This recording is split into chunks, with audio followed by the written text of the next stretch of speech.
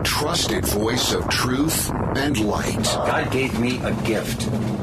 I shovel well. I shovel very well. And a rally point for those who've accepted the reality that they are not sheep. We've got a blind date with destiny. And it looks like she's ordered the lobster. This is the Bryan Hyde Show. Well, hello there, and welcome to the show. I don't know if you can tell or not, but I am on the return side of about a solid week of industrial strength laryngitis. So I'm not at 100% today. It's going to be awkward, but excuse me one moment. I may be clearing my throat from time to time, and I'll do my best not to audibly rearrange several pounds of phlegm, but gosh dang. You know, if there's something, I don't know. You know, when I had this throat infection come on about a week ago, and it came on so fast and so aggressive that I was actually starting to get a little bit concerned. Okay, maybe the Rona found my address and is showing up. However, it turned into just plain old run-of-the-mill bronchitis, which for me usually turns into a pretty good case of laryngitis. And I'm telling you, I couldn't even whisper for the longest time. So I'm not back to 100%, but I'm going to give it a go. We'll see if I talk myself out of work for the rest of the week, but there's so much going on, and there's so much that I want to share with you. Thank you, first of all, for being part of the growing audience of wrong thinkers who have discovered this little program. I understand that I'm a nobody in the big scheme of things. You know, I have no fancy degrees. I have no titles to impress you. I'm not even good looking or rich. So, you know, if you're listening, you're finding something other than what drives most people to a particular audience. But in my case, I have this burning love for liberty. And I've felt compelled to speak out in support of it for many years.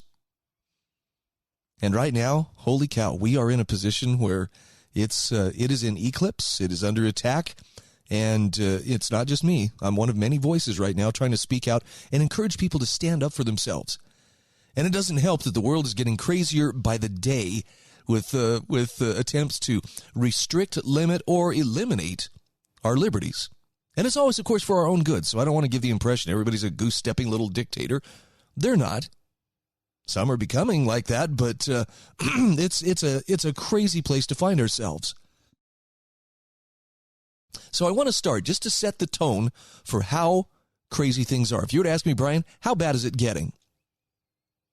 I would ask you to listen to a little brief cut of audio, and you're going to meet a young lady by the name of Grace. She's a 16-year-old high school student who is showing more courage than most adults do. And she is refusing to comply with the mask mandate her Wyoming school board was trying to force. In other words, she showed up for school. She's twice been in trouble for showing up for school and not putting on the mask. Well, this time, as she went to attend class without a mask, she was met with police and given a $500 citation. And when she was told to leave the school, she refused to comply. At that point, she was handcuffed and arrested. But I want you to hear what happens very early on in the exchange where she first meets up with these police officers. Just check this out. Can you please let me into class? What's that? Can you please let me in? She's asking to be let into class. Unless you're going to wear a mask, kiddo. So you're taking away my right to go to school? Well, I need you to wear a mask because that's what we got to do right now. Okay. Well, I guess I'll just sit here. Once again, we are in a lockdown. Please stay in your rooms until further notice. Thank you. Okay, so on this, and the part of the protocol is to ask for a student's signature, and it's obviously up to you, but all it says is, I hereby acknowledge that I participated in a pre-suspension conference. That was just me going over this with you, with the administrator. That's me. Brady signed it, but, and I'm aware of the reason for my suspension. I understand and agree that I am not to be on or near any ACSD1 school grounds nor participate in school activities during the suspension. You've been suspended. They've asked you to leave. This is the police officer talking. All right. So as law enforcement, I am now respectfully requesting that you leave the premises because you've been suspended. Are you willing to do that? No. Okay. So I'm going to formally warn you of trespass. And if you want to stay, you're going to receive another citation for trespass. Okay. So you've been formally warned of trespass. Do you want to leave the facility now? No. No? You want to stay? All the doors are locked, man. So you want to stay. How long are you planning on staying for? I don't know. Okay. I'm going to go write the citation for you. I'm going to let you know what's going on at this point. Okay. This entire building now is in lockdown. So you have now restricted the movement of over 1,000 students who are not allowed to leave their classrooms because you're trying to get back into the classroom, which you are not allowed to do because you've been suspended. Okay? We will wait you out for some time. I am going to warn you now. If this continues for a length of time to where I feel that we have now hampered the ability for every student in here to get an education, I will be placing you into handcuffs and I'll be taking you down to the jail. Okay. And I will remove you from the building. Okay? Okay. This court day is November 16th at 9 o'clock right. in Circuit Court. right. Any questions on that? Nope. All right. Thank you. Okay, I'm going to cut in here and just, you can watch the rest of the video yourself. Bottom line is, yes, he did arrest her. And I got to give credit to this young girl, Grace. She is absolutely calm. She's not, shrieking the same thing over and over like you'll often hear people do when they're having some kind of a confrontation with police. But did you catch how early on in this the school goes into lockdown and then they're blaming her? You are restricting the movements of 1,000 people because you are suspended and you're on campus. What does it all come back to, though? She refused to bend the knee. She refused to put on the mask. And look, I perfectly understand. The easiest thing in the world would have been for her to just shut up and put the mask on and everybody go about their day. And I don't expect you to agree with the conclusion I'm about to toss in your direction. But actions like hers do more to further the cause of liberty than all the pretty speeches I can give on a daily basis behind this microphone and all the rallies that people can hold across the country. It's that simple refusal to go along, that simple refusal to submit that throws things into... It just shows that we cannot get this person to submit. Look at the overreaction on the part of her school district. Fined, arrested for refusing to comply with their mask mandate. Now, if you can watch that and say, with a straight face, hey, she's totally the one who's in the wrong here. I mean, you're entitled to your opinion, but I have to ask, what did she actually do that would justify that kind of a response? Because I don't see it. And it's very possible that I'm missing something here. I sure don't have all the answers, but she was calm. She was collected. She was there at school like she was supposed to be. I assume Wyoming has compulsory school attendance laws like every other state. But because she wouldn't put on the mask, we're going to have to flex then. We're going to have to lock everything down. We're going to have to arrest you and fine you $500. It's not the first time she's been fined $500, by the way. So here's the question that I want you to pose to yourself. How willing would you be to suffer for your beliefs? And I'm assuming, if your beliefs are, that I want to be a free person. I want to have that personal autonomy. She wasn't trying to prevent other students from wearing their masks. She wasn't trying to prevent the administrators from putting on masks. But because she would not bend the knee, they went for mass punishment, or at least, collective punishment. This is so reminiscent of just a little over a year ago when Ammon Bundy showed up to watch his son play high school football. And they wouldn't let him into the stadium because he would not put on a mask. I mean, this is an outdoor stadium, right? This is outdoors. People had the opportunity to socially distance. But Ammon's like, nah, I'm not going to put the mask on. And he went and he stood in the parking lot outside the fence of the stadium to watch his son play. But because there was an unmasked, an unobedient individual standing there somewhere as a visible reminder to people that you don't have to submit. You can exercise your volition not to put the mask on. They canceled the game. They called the game right in the middle of the game. Well, folks, we're having to shut this all down because of him. Talk about some good gaslighting material. I guess what I'm trying to make clear here is, look, Ammon was not being the unreasonable one. In fact, at some disadvantage to himself, he removed himself from the situation and stood outside the stadium. This girl just simply said, okay, well, I'm here, I'm at school where I'm supposed to be, I'm just going to stand here. She wasn't trying to disrupt classes. She wasn't trying to prevent anybody else from learning. But here comes the collective punishment. We've got to lock everybody down. We've got to make a big scene out of this. We've got to turn this into a legal affair, which means once the state's involved, organized force is being brought to bear, and we're going to put some handcuffs on this girl and kidnap her and take her to jail because she wouldn't put on the mask. How strong are your convictions? Could you stand next to her and feel confident? This is the Bryan Hyde Show.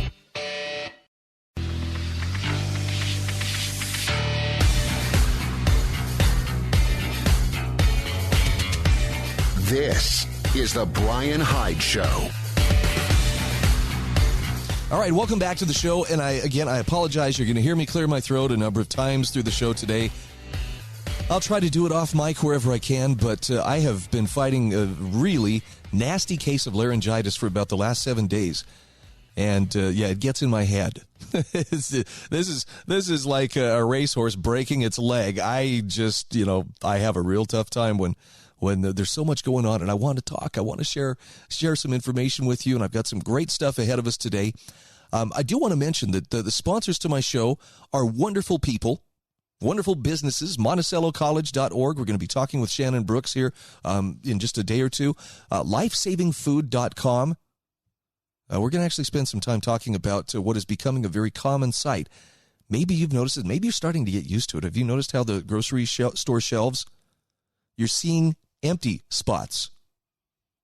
Hang on to your hat, because there's more coming, and this is a time when food storage makes a tremendous difference, just in your peace of mind, knowing that you've got that self-reliance. You can use the coupon code HYDE at checkout for a 20% discount. Yeah, lifesavingfood.com will take care of my listeners, but you can click on the link that I provide in the show notes at thebryanhydeshow.com. Also, a shout-out to the Heather Turner team at Patriot Home Mortgage in St. George, Utah.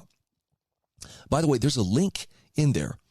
If you have a business and you would like me to evangelize to my listeners about you, click on the link in my show notes. You can become a sponsor. It's very affordable. We have significant reach. We're very affordable. But most importantly, I will introduce you to my listeners and essentially create a great friendship between you and them. Now, I want to share another little piece of audio here. This is from a retired California RN who is asking a question regarding vaccine mandates. And this is a very timely question because I don't know if you have tried air travel over the weekend, but holy smokes, what an amazing situation. And by amazing, I don't necessarily mean it was great. Over 1,000 flights, maybe it's as many as 1,400 flights on Southwest, canceled. Flights delayed, flights having to be rerouted or otherwise, they're having to reschedule flights. Air traffic controllers walking off the job. Pilots walking off the job. Why would they do such a thing? Why do they hate America, right? No, it's because they're being told you will get the vaccine or else. Well, they're calling the companies bluff. And, I say this as someone who just bought airline tickets about a week ago. I'm going to be flying to Albuquerque to meet my biological dad for the very first time here in a couple of weeks. I'm excited about it, but I'm also going, oh crap. this may become quite an adventure because it's not getting easier to do air travel. I'm willing to lay low. I'm willing to put the mask on for, a 2-hour flight to be able to meet somebody that it's very important that I meet. But the airlines have got some serious pushback. And once they start feeling the pain in their bottom line, I don't know, maybe they'll change their tune. But do you feel like things are kind of building to a head? Well, here's the question that an RN from California, she's retired, by the way, is asking that I think is absolutely relevant to this whole vaccine mandate. I mean, the president, all the stuff that's going on, all the crazy stuff that's going on economically, all the crazy stuff that is being done by the federal government, and the president is focusing on, well, why are we focusing on the economy and the jobless numbers, and why are we focusing on, all this when we have 20% of the population that hasn't gotten vaccinated?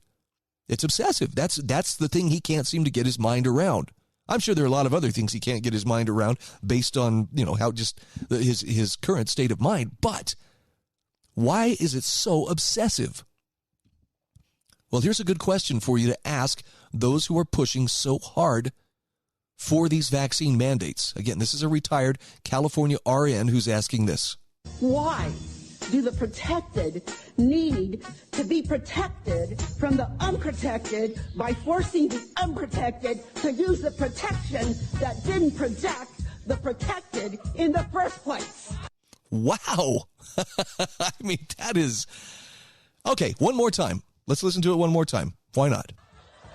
Why do the protected need to be protected from the unprotected by forcing the unprotected to use the protection that didn't protect the protected in the first place? And it was set to music, so it's even got kind of a catchy tune there behind it. Why is it that they're pushing so hard right now? I don't have an answer for you, but I know that we are starting to see a very clear bifurcation of society, a division of society into two very different entities.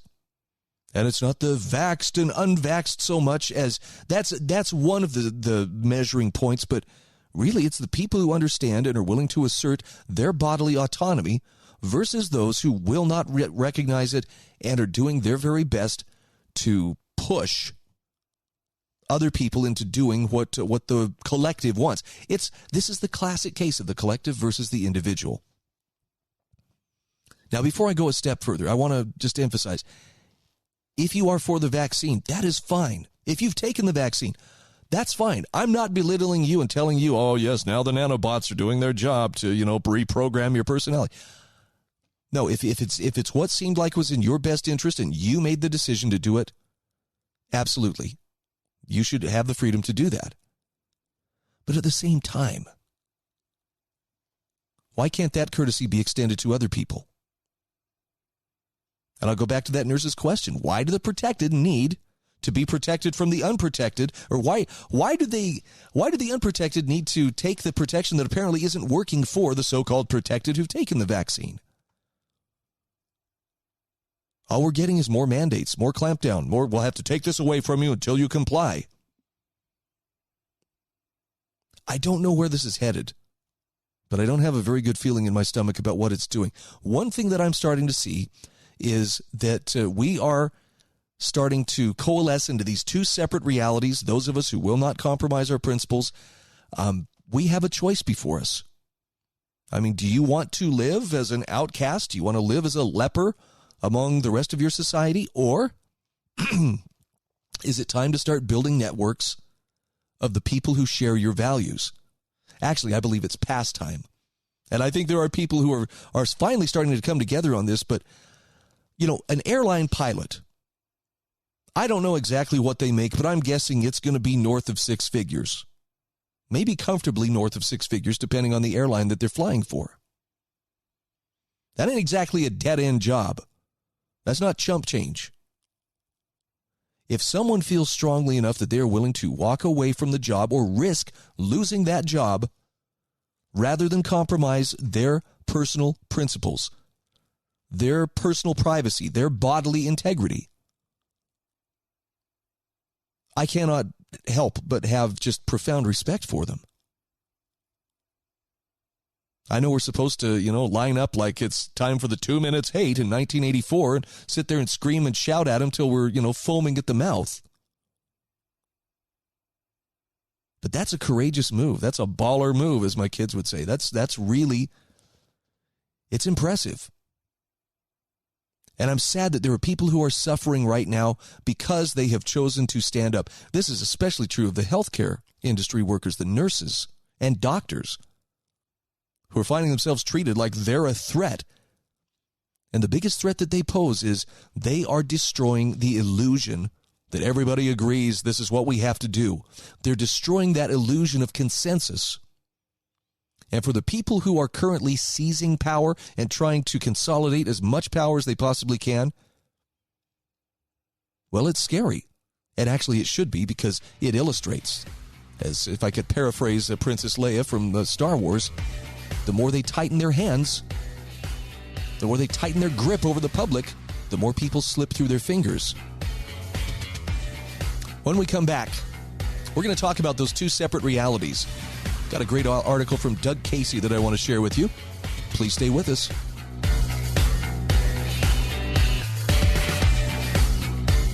This is the Bryan Hyde Show.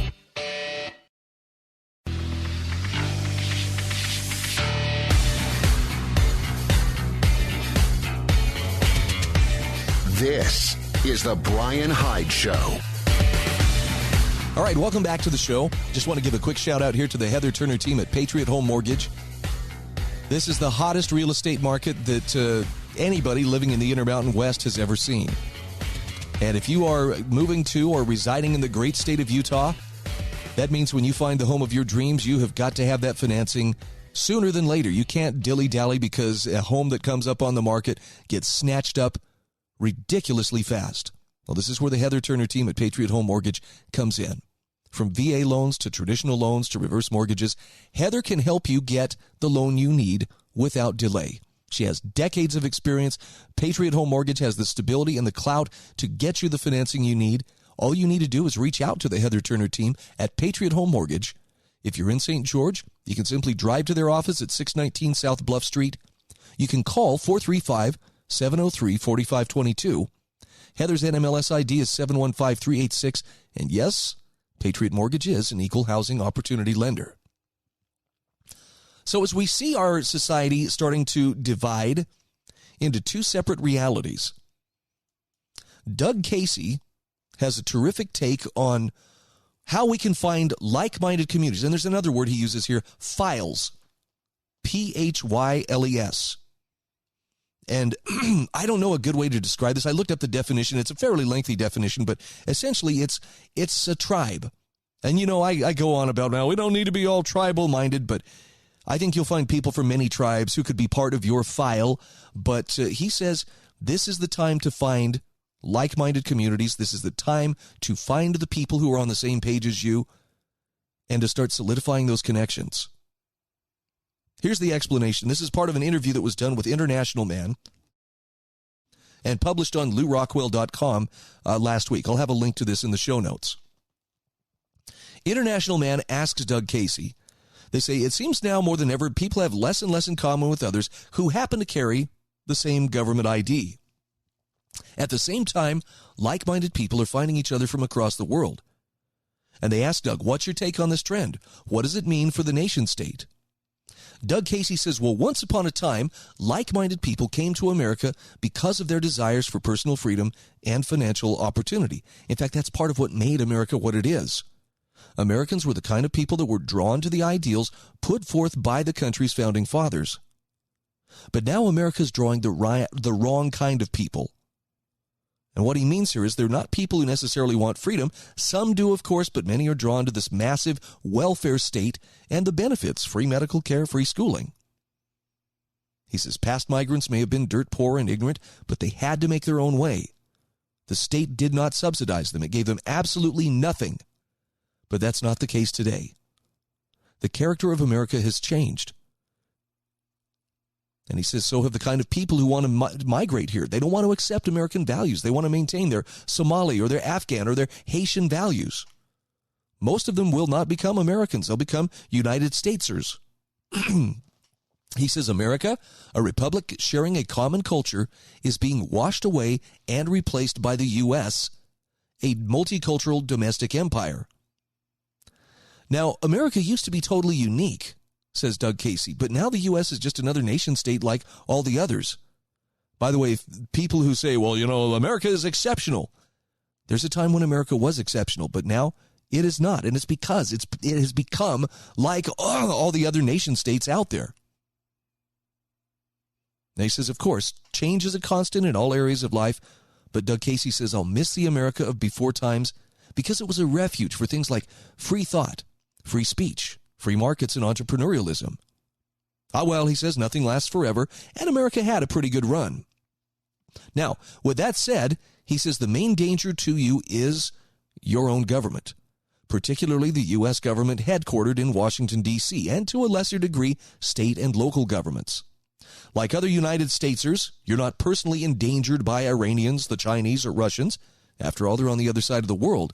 You are, however, directly threatened by the U.S. government and by other U.S. citizens. They widely, indeed overwhelmingly, now accept socialist and welfare state principles. And he says your own fellow United Staters don't mind turning you into a serf. So you're largely on your own when it comes to trouble. So at this point, he says it's incumbent upon those of us who believe in American principles to find their countrymen wherever they are. Not just in this geographical area, not just within the bailiwick of the U.S. government. It's part of a global trend, actually. And it's happening all over the world in different ways. The nation state itself, which has been around since about the 16th century, what about the Treaty of Westphalia, is rapidly becoming an anachronism. Just like the kingdoms and principalities which came before it have joined the scrap heap of history. People everywhere are losing their loyalty to national governments. Just the way our ancestors discarded their loyalty to their kings and princes. Government, he says, in its present form is actually on its way out. And Doug Casey says, I say good riddance. Now, International Man says, now the concept of files originates from a book by Neil Stephenson called The Diamond Age. And that book is set in a future world where groups of people come together based on what matters most to them, instead of incidentals they can't control, like where were you born. So with the growing polarization and divisiveness of the U.S. and other countries, he asks, will the concept of files become appealing to people? Doug Casey's answer is absolutely. You can no longer rely on people in your own country for much. In fact, you may not have anything in common with them. You may not share anything other than the same government ID. Now, here's an interesting little historical background. Doug Casey says the U.S. used to have a common culture up until the 1960s. But since then, we've evolved from a unicultural country into a multicultural domestic empire. People with red views simply can't relate to those with blue views. In fact, they increasingly hate each other. And this situation's been greatly exacerbated with the COVID hysteria, masks, and now near mandatory vaccinations. Antagonisms are approaching those of Europe's religious wars in the 16th and 17th centuries. Now, he says, we're not there yet, but things are definitely moving in that direction.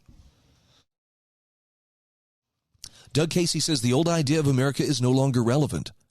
And a large part of the country, the social justice warriors, the progressives, the socialists, the wokesters, etc., are actively and purposely trying to destroy it. Which he says is unfortunate but understandable. You know, people want to associate with others like themselves who share things that are important to them. It doesn't matter whether what's important to them is their culture, race, language, religion, occupation, economic status, general worldview, or any of 1,000 different things. He says people are increasingly going to form relationships based upon things which are important to them. Now, those things may have little or nothing to do with the government that rules over them. In fact, their democratic government will likely be openly antagonistic to them. But he says large groups of Americans and United Statesers will view the government not only as unimportant, but as an unnecessary and dangerous parasite. The average person may not recognize that right now, but the thought will eventually filter through, the same way it did when people almost everywhere started transferring their loyalties from kings and princes to nation-states, democracies, the people, and the like. I thought it was interesting. Doug Casey says, now I know this sounds like an outrageous thought. Democracy is almost like a secular god. You aren't supposed to blaspheme against it. But he says, in fact, it's degenerated into something akin to a scam to justify the ruling class and the elite. Sometimes it's no better than mob rule. And he says, I believe people are finding that, rather than geographically defined nation states, that philosophically defined files make much more sense. And there's a couple of examples here. International Man refers to Liberland and the Free State Project in New Hampshire as a couple of examples where like-minded people come together within a physical location. And so they ask, does a file require that its members be in the same geographic location to be effective? To which Doug Casey says, well, that's certainly ideal. The fact that a lot of libertarians gathered around the Free State Project in New Hampshire and Liberland, well, there are indications of that. But he says there's straws in the wind. There are at least a half dozen things like that going on in the world today. He says it's better if like-minded people are physically close to one another, but with things like Skype, Zoom, 5G, and the rest of it, communications become very good and practically free everywhere in the world. And with transportation technology as good as it is and getting better, notwithstanding government's stupid and counterproductive travel bans, you can easily get to wherever you want. And Doug Casey says a lot of people are going to take advantage of that and go to enclaves where they can be around people like themselves. What draws people together, he says, is not their nationality, their shared government IDs. Things like the Olympic Games greatly overemphasize the importance of the state, as do entities like the UN, the IMF, NATO, and hundreds of other organizations. They're basically private clubs for government big shots. But he says what's really important, what should draw people together, is your character. That you think rationally and critically, and that you follow the true great laws. Do all that you say you're going to do. Don't encroach upon other people or their property. Doug Casey says, I choose to associate with people based on those things, not accidents of birth. In any event, he says, to the extent people observe certain precepts that support their survival, they will stay together in groups voluntarily. Got a link to this in the show notes at thebryanhydeshow.com. You really need to read the rest of this interview. This is The Bryan Hyde Show.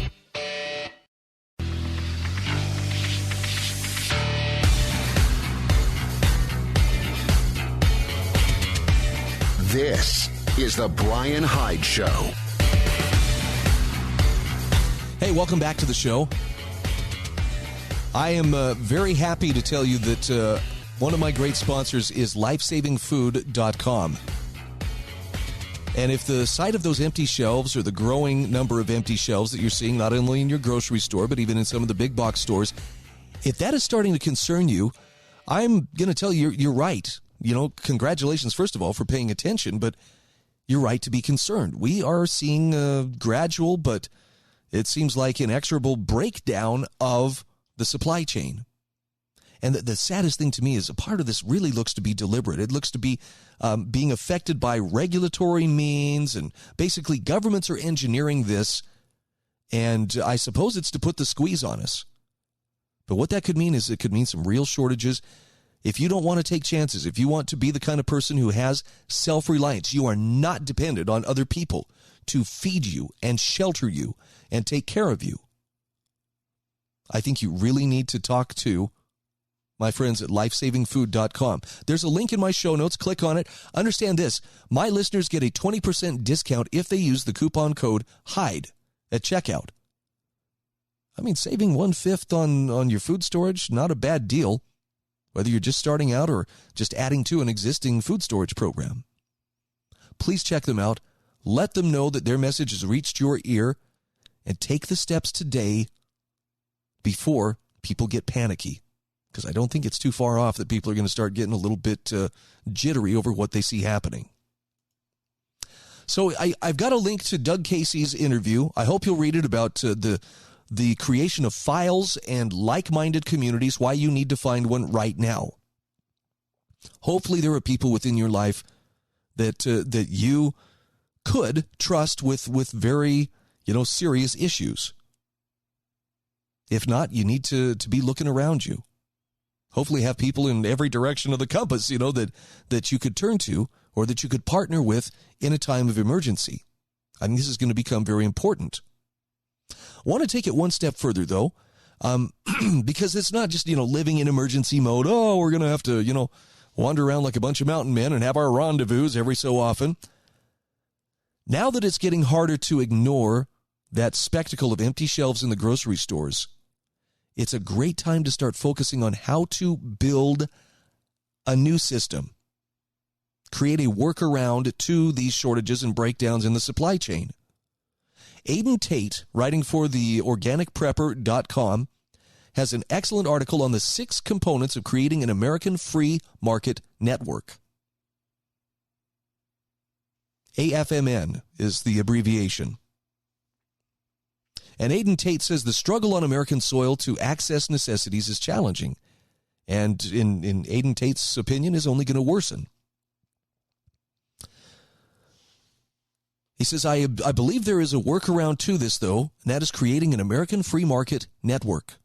And AFMN is a concept for creating a more accessible and resilient community while enabling you to purchase what you need to purchase. When the world at large refuses it to you, that American free market network will allow you to communicate with others. He says, we already see this in France, we see it in the Philippines, in Australia, and other countries across the globe. Business owners and others are denying people access to restaurants, grocery stores, and other sellers of goods simply because those people don't have the particular papers. Teachers and children are having things forced on them, employees throughout those countries as well. So here are what the components of an American free market network entails. Number 1, local food free market network. Aden Tate says it's just a matter of time before American patriots cannot access grocery stores and other locations. Therefore, I highly recommend getting an alternate food network in place now. Go to your local farmer's market, pick up a business card from each farmer there. You'll now have the address, contact info, and information on products produced from a large swath of your local farmers. He says, I did this at one of the farmers markets in my area last week and was able to get info on 10 different food producers just a short distance from my house. So he says, now I have information on where to get vegetables, berries, pears, apples, peaches, herbal teas, pork, rabbit, poultry, eggs, beef, mushrooms, and more. And he says, in addition, I was also able to get contact information on a local herbal medicine practitioner, a few soap makers, some shampoo and deodorant makers, a host of bakers, and other goods producers. I think the key here is the more you look, the more you find. He says there's a lot of helpful information that can keep my family well fed should I not be permitted to enter a store. And keep in mind, this was just one farmer's market. The more you look, the more you're going to find. He says there are several other markets available in my area producing a wide range of goods. With this knowledge, I could effectively cut out shopping at major chains altogether. And he also recommends don't overlook your farm and garden section of your local Craigslist or Facebook marketplace either. See, at this point, homegrown goods are still allowed to be advertised. Make your connections now before that changes, and get the conversation off of social media as quickly as possible. By the way, a big part of sourcing your food locally like this is adjusting your diet now to make the most of local foods. That's a good idea, too, if you have food storage that you think you're going to be dipping into. I speak from experience when I tell you the first time you switch over to a whole wheat diet, you could experience some unpleasant results, to put it mildly. The second thing that Aden Tate recommends as a necessary component of an American free market network would be a dedicated CB radio channel. Let's say there's an internet blackout or the power grid goes down. In addition, people's cell services get shut off because their bank account is closed or some other similar event keeping people from getting in touch with each other. How would you communicate? Well, in any of these situations, CB radio will still serve as a means of communication. As long as you have a radio and some off-grid means of keeping it powered, you can get and disseminate the information that you need. And he goes into, the different things that you're going to need component-wise, and addresses, while a ham radio would be preferable, not everybody has the time or desire to learn their way around the licensure process or how to use their radio. CB's much more user-friendly, and anyone can sit down and switch to channel 17, no problem, putting them in touch instantly with people they're seeking out. But you do have to have an emergency communications plan. Number 3 component is you have to have a dedicated CB comms window. For instance, you could leave one channel open all day long for discussion. Let every morning from 7 to 7:30 and every night from 8 to 8:30 be established as the time the people in your American free market network discuss their needs, availabilities, and other news. That ensures your information can get out to as many people as possible. You don't have to worry about how you hope enough free market network people are listening. With a comms window, you know that you stand a good chance of getting the request and availability news out there to as much of your target audience as possible. Okay, component number 4, free market network healthcare. He says, I highly recommend collecting the names and contact info of clinics in your area that are the work sites of patriotic Americans, and do so now. By the way, for my listeners in St. George, you are so blessed to have some really great alternatives to the IHC, our way, or the highway kind of thinking. Make those connections now. He says you need to know who's willing to see you should you lack the necessary paperwork to legally walk through those doors. You need to know where you can get treatment, where you can get medication, etc. And should Americans start to lose their insurance plans in the future or see massive spikes in rates for particular Americans' insurance costs, he suggests I would look into clinics with a subscription plan. These clinics permit you to access all of their services whenever you need them, provided you're a paying member of the clinic. You may see them referred to as concierge medicine clinics. Number 5 component is an educational free market network. Figure out what you need to do to get your kids started with homeschooling. This may be more important than ever, Mom and Dad, now that you are being looked at as domestic terrorists if you dare question what your school board is doing. So while you may not be able to stay home and teach your kids yourself, if you can partner with a free market network of other people, you can get the job done. But you need to get those homeschool materials now. And finally, number 6, do not use social media to network. Think about this. Social media networking is a foolish idea, given future globalist legislation is liable to blow your American free market network to pieces. Aden Tate says, I would keep this on something of a need-to-know basis. If you do use social media to make initial connections, get the conversation off there and in person as quickly as possible. In fact, he specifically recommends Signal as a messaging app to reach out to like-minded people. I have a link to this in the show notes at thebryanhydeshow.com. I hope you'll find this interesting and useful information. Again, the goal here isn't to make you panic, it's to give you options. So check out those options at thebryanhydeshow.com.